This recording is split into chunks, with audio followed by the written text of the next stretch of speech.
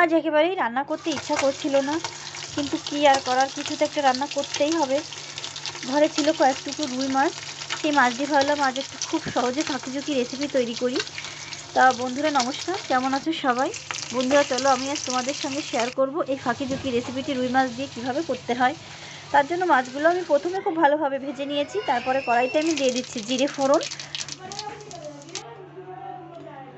দিয়ে দেবো পেঁয়াজ কুচি,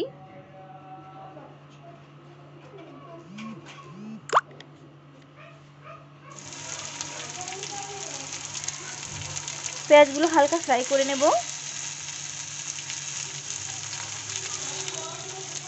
দিয়ে দিচ্ছি কাঁচা লঙ্কা,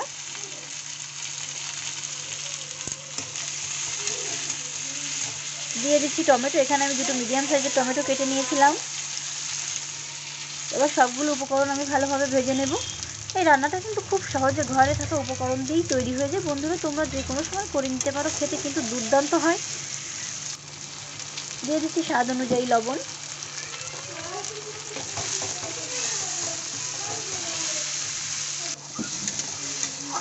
দিয়ে দেবো পরিমাণ মতো হলুদ।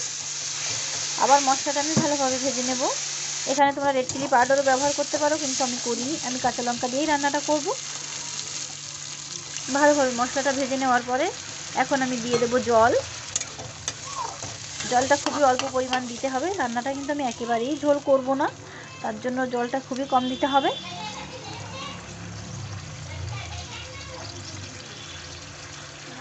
এখন আমি দিয়ে দিচ্ছি ভেজে রাখা মাছগুলো। মাছটা দেওয়ার পরে আমি ঢেকে রেখে 5 মিনিট মতো রান্না করে নেব, তারই মধ্যে আমার রান্নাটা কমপ্লিট হয়ে যাবে।